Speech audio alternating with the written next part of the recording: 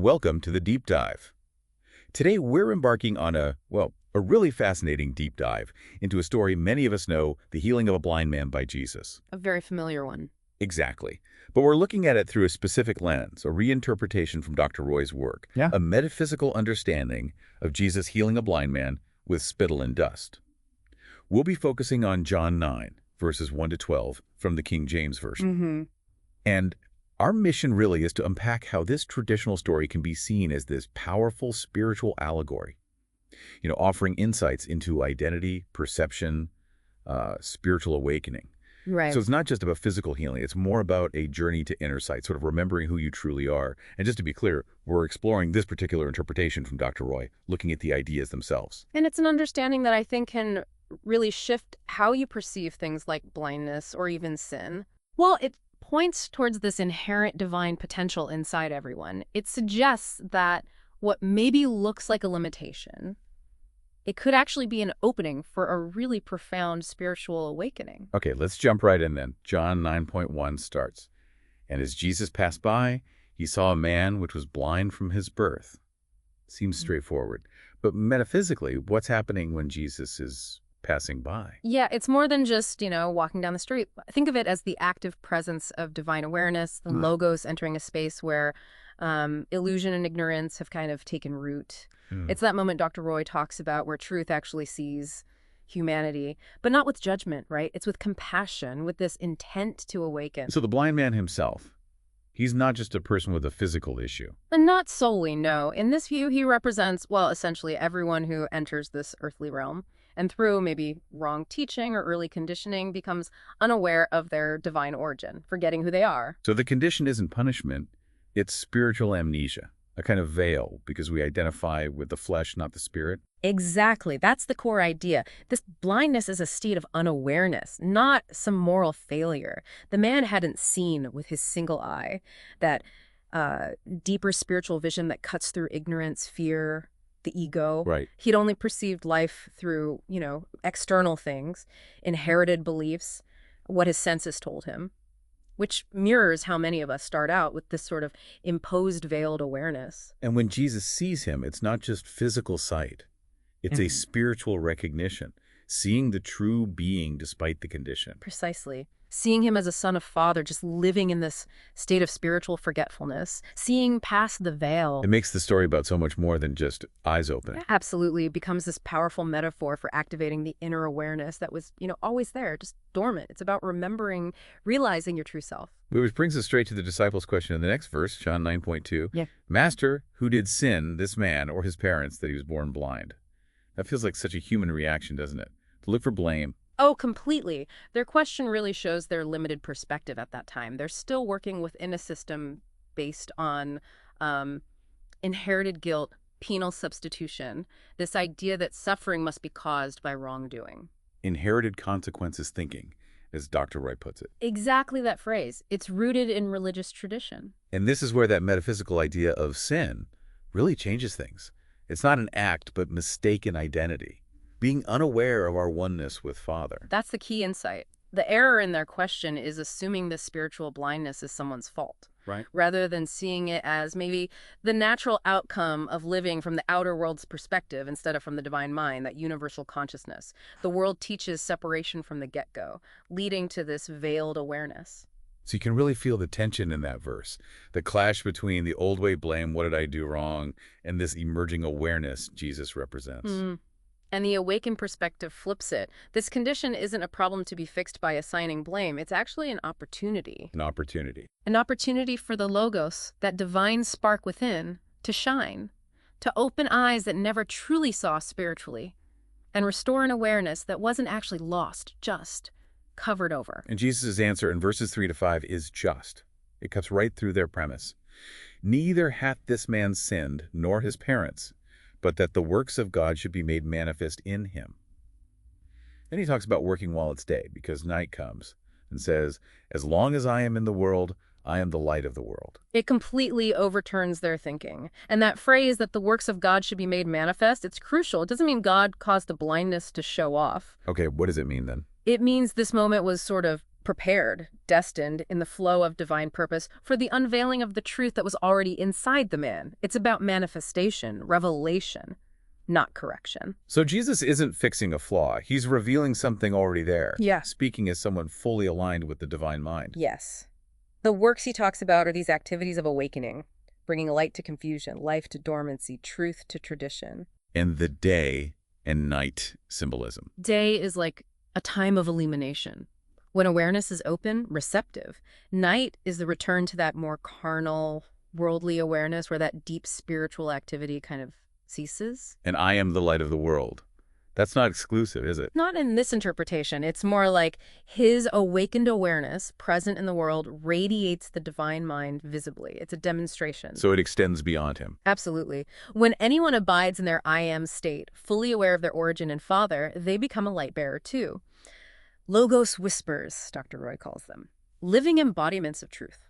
Wow. The message is really, where awakened awareness shows up, darkness has to give way. Where the Logos speaks, blindness ends. That's such a profound shift. What looks like brokenness might just be a place where divine awareness hasn't fully surfaced yet. Exactly. The man wasn't flawed, just waiting for the unveiling of his inner word, his potential. Jesus came to show that everyone has this light within them. So for the listener, maybe the takeaway is, stop looking for fault. Yes. Start looking for where truth wants to rise. Dr. Roy suggests that when you see a sense of lack anywhere, physical, mental, social, financial, it's actually a sign. A sign of what? A sign that the truth of the Logos desires to arise in that person, or maybe in you. It's an invitation to be a willing vessel for that light. Okay, let's get to the act itself. Verses 6 and 7. Jesus spits on the ground, makes clay, anoints the man's eyes, tells him to wash in the pool of Siloam, and he comes back seeing.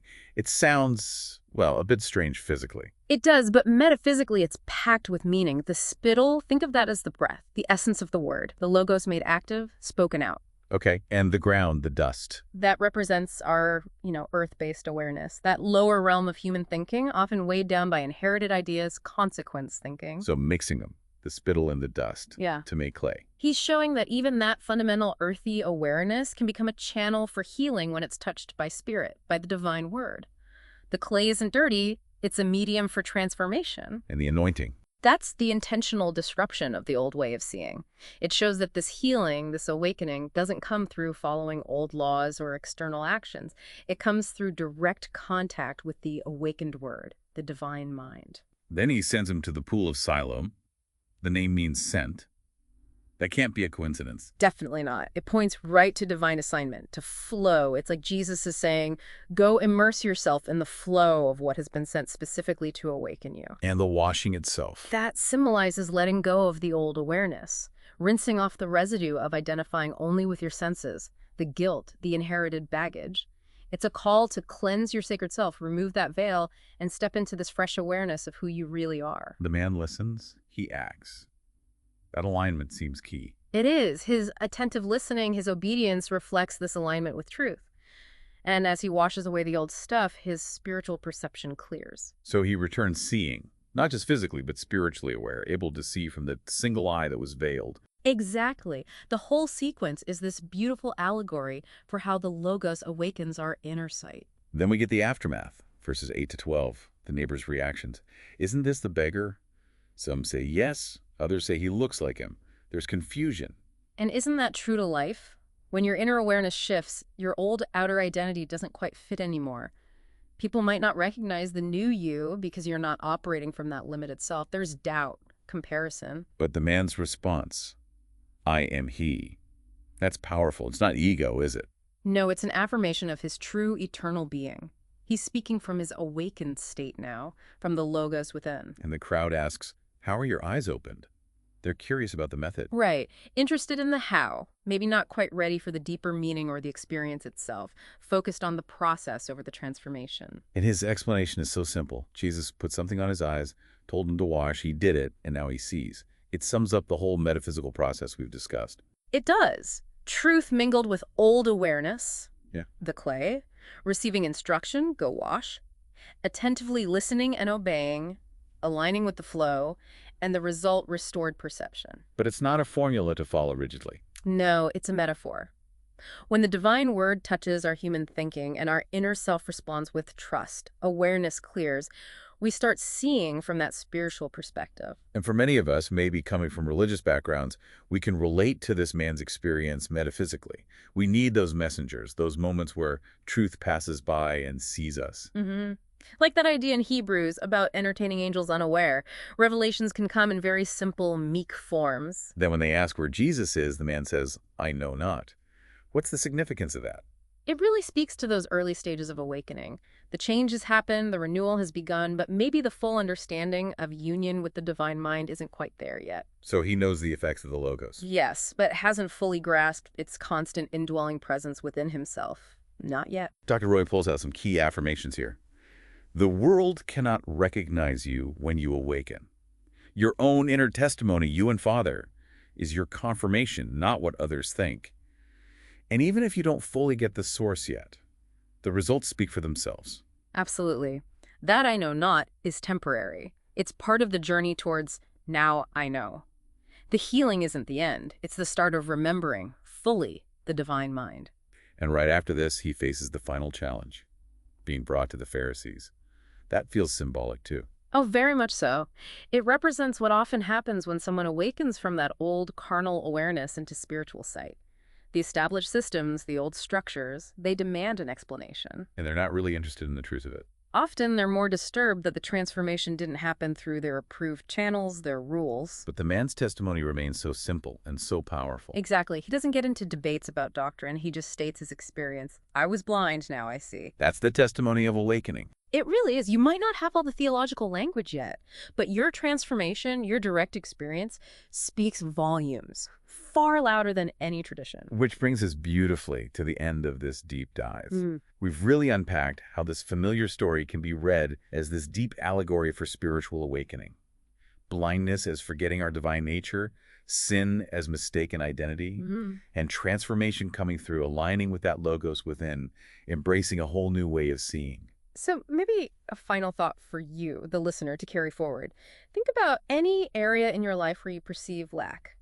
Physical, mental, social, financial, whatever it is. Okay. What if you considered that perceived brokenness, that blindness, not as some flaw that needs fixing, but as a genuine opportunity? An opportunity for what? An opportunity for the Logos within you to shine through, for a deeper truth to be unveiled right there, an opportunity for you to become a willing vessel, allowing that light to manifest. What might change if you saw it that way?